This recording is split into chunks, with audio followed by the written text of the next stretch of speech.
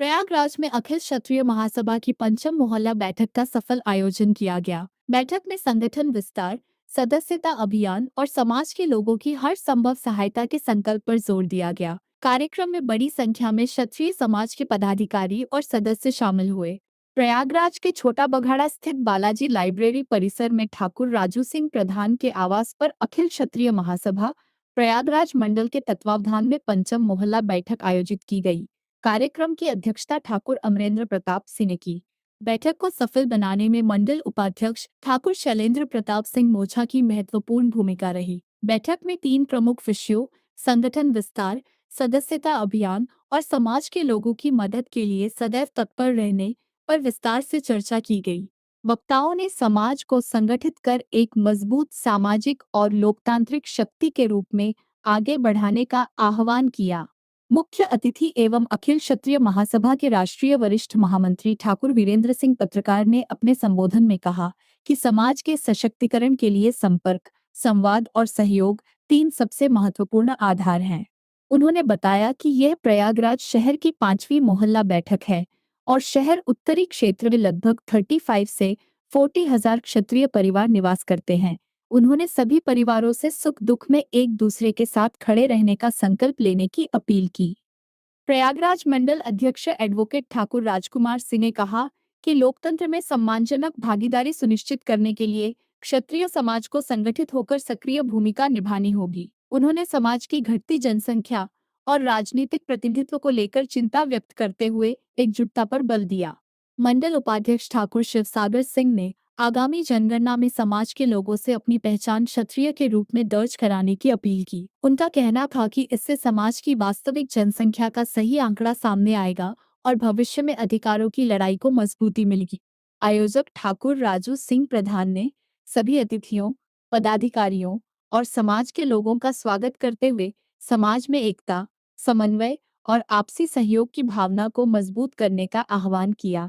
बैठक में धर्मेंद्र कुमार सिंह, अवधेश बहादुर सिंह, संजय सिंह, ब्रिजेश सिंह, जयप्रकाश सिंह, अजय कुमार सिंह, आनंद प्रकाश सिंह, राजेंद्र सिंह परिहार, शैलेंद्र प्रताप सिंह, शिवसागर सिंह, आलोक सिंह सहित बड़ी संख्या में समाज के लोग उपस्थित रहे। बैठक के अंत में अखिल क्षत्रिय महासभा प्रयागराज मंडल ने सभी पदाधिकारियों, आयोजकों और समाज के सदस्यों का आभार व्यक्त करते हुए संगठन को और अधिक मजबूत बनाने तथा समाज हित में निरंतर कार्य करने का संकल्प दोहराया। भगवत गीता में लिखा है कि संघे शक्ति कलयुग, कलयुग में इसमें शक्ति होगी संगठन। आप वर्तमान जो राजनीतिक या सामाजिक स्थिति समाज की देख रहे हैं,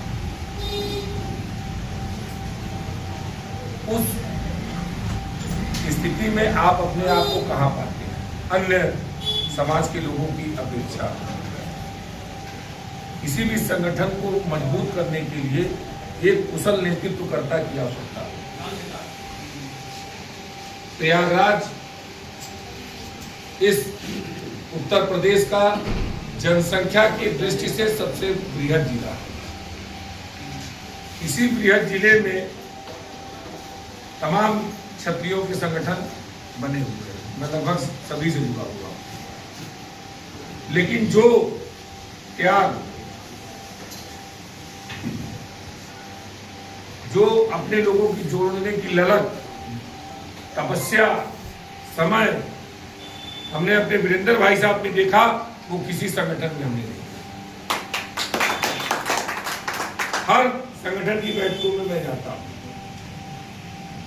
संगठन को सुचारू रूप से चलाने के लिए 3 बातों की आवश्यकता है। पहला, अनुशासन। अगर कोई व्यक्ति बोल रहा है और बीच में किसी व्यक्ति के बीच में कोई बात बोलने की उसका मन करता है, तो वो वही अपने आप को रोक देता है, पूरी बात उसको खत्म करने देता है। जो भी बात का जवाब उनके देना है, कागज कलम हाथ में रखे रहिए, आप उसको नोट, जवाब की बारी आए तो बोलिए। तो अनुशासन, डिसिप्लिन, डिसिप्लिन बहुत जरूरी है। दूसरा, संस्कार। यानी कल्चर, जिसलिए हमारी भारतीय संस्कृति जानी जाती है। भारत ही पूरे विश्व में एक ऐसा देश है जो इस भारत भूमि को अपनी मां कहता है। विश्व का कोई और ऐसा देश है जो इस भूमि को अपनी मां कहता हो? विश्व के मानचित्र के पटल पे भारत की पहचान उसकी संस्कृति के कारण, उसके कल्चर के कारण। तो दूसरा क्या है? संस्कृति, संस्कार। तीसरा जो है परंपरा, ट्रेडिशन। समय के अनुसार संगठन में क्या आमूलचूल परिवर्तन करना है वो। अब यहाँ बड़ी समस्या ये है कि हमारे वीरेंद्र भैया इस प्रयागराज जिले में सर्वप्रथम, जब मैं इस हाईकोर्ट बार काहे हो रहा है, 10,000 से अधिक संगठन पूरे देश में चल रहे हैं। इलाहाबाद में 6, 7, 8 संगठन चल रहे हैं। मेरा किसी संगठन से कोई दुराग्रह नहीं।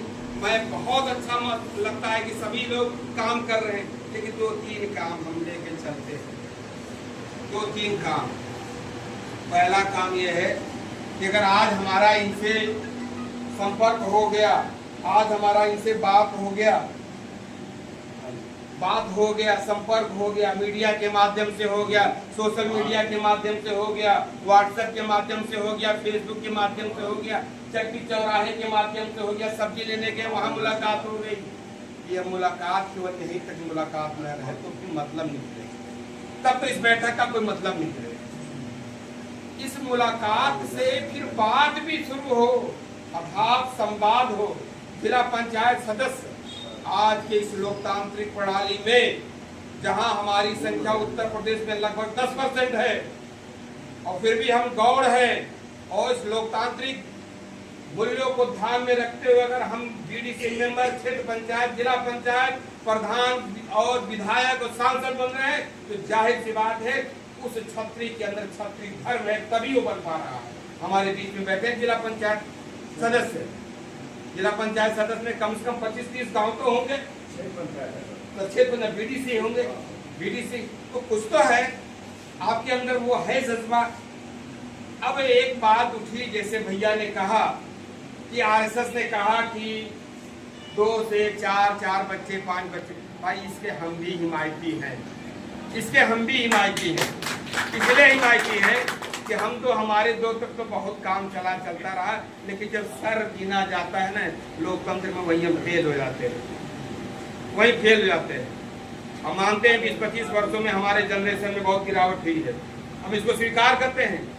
25-30 साल पहले हमारे जनरेशन में गिरावट हुई है, सामाजिक रूप से हुई है, आर्थिक रूप से हुई है, मानसिक रूप से हुई है, सोचने की शक्ति भी कम हुई है, क्योंकि हमारा पेट दादा बाबा के जमाने से भरा हुआ था, हमें अभाव नहीं था। लेकिन इधर बीच हमें महसूस किया 20 वर्ष के बाद, इधर 10, 12, 15 सालों में हमारे नए जनरेशन सोचना शुरू कर दिए हैं कि हमें क्या करना चाहिए। तो जब हमारा संपर्क हो गया तो संवाद भी होना चाहिए। और संवाद कब होगा? कभी भैया के घर बैठ लेंगे, कभी अवधेश भैया के घर बैठेंगे, कभी ओम प्रकाश भैया हमारे यूनियन के लीडर, बहुत बड़े नेता, राज्य कर्मचारी संघ के नेता, प्रदेश के हैं, बलिया के रहने वाले, हमारे 25, 35, 37 साल से संबंध है। इसी तरह के संवाद होने चाहिए। और जब संवाद होता रहेगा तो आनंद भैया से मुलाकात हुई, बात हुई, कहें क्या हाल चाल है वीरेंद्र भाई, क्या हाल चाल है आनंद भाई, तो किसी दिन हमारे दुख को ये पढ़ ही लेंगे कि मैं परेशान हूँ। जब मैं इनके दुख को पढ़ ही लूंगा और जान लूंगा तो संपर्क और संघी शक्ति कलयुग नहीं, संघे शक्ति युगे युगे। भगवान राम त्रेता में संगठन बनाए थे। आदमी छोड़ दीजिए, जानवर, बांदर, रीछ, भालू सबको लेके जाके रावण पे चढ़ाई किए थे। अपने देश छोड़ के दूसरे देश पे चढ़ाई करिए और सोने की लंका विजय करके तब भारत वापस आए थे। घर से निकले थे, बाप ने घर से निकाल दिया था, निकले थे तो राम होके गए थे। जब जीत के आए तो मर्यादा पुरुषोत्तम श्री राम भगवान नाम। हमें लोगों के सामने बात आती है, अरे संगठन क्या होता है। हम जब कभी मोर्चे की बात आती है तब उस समय पता चलता है संगठन क्या होता है। हमसे ज्यादा भुक्तभोगी कोई नहीं था। कक्षा 11 में पढ़ने वाला लड़का 5,000 आदमी के बीच अकेले मुकाबला करता हुआ नजर आया था उस समय। पूछ लिए भाई साहब बैठे हुए हैं। मैं जानता हूं संगठन क्या होता है, संघ क्या होता है और परिवार की क्या जरूरत होती है। अगर आपके पास परिवार में आदमी नहीं है, संख्या नहीं है, तो परिवार जी ने सही कहा है कि आप अपनी संख्या बढ़ाइए। वरना इस समय वर्तमान प्रयागराज कॉन्स्टिट्यूंसी की पोजीशन यह है कि जितने भी विधानसभा क्षेत्र हैं, कोई भी क्षत्रिय टिकट पाने का हकदार नहीं रह गया है और न पाएगा, न किसी पार्टी से टिकट पाने वाला है। यह प्रयागराज कभी देश की राजधानी होने जा रहा था। आज इस प्रयागराज की स्थिति है कि यहाँ से किसी भी क्षत्रिय बंधु को टिकट मिलने से रहा, वह चाहे कांग्रेस हो, चाहे भाजपा हो, चाहे सपा हो, चाहे अपना दल हो, चाहे बसपा हो, किसी भी पार्टी। आपसे तो अच्छे ब्राह्मण है जिनको टिकट बुला के दिया जा रहा है। कारण यह कि संख्या बल में आपसे वो ज्यादा है, आपकी संख्या नगण्य हो गई है।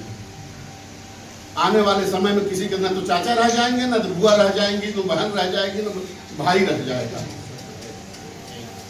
बस आईएएस बना लीजिए, क्या करेगा? 2 लाख मारेगा आईएएस, खींच के नीचे कर देते हैं। यही बीएम पढ़ रहे थे, खींच के बाहर कर दिए। तो उसको क्या कर लेगा आईएएस?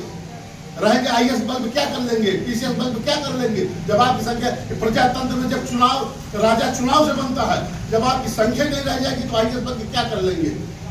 आप पहुंचेंगे नहीं कुर्सी तक, करेंगे क्या आप?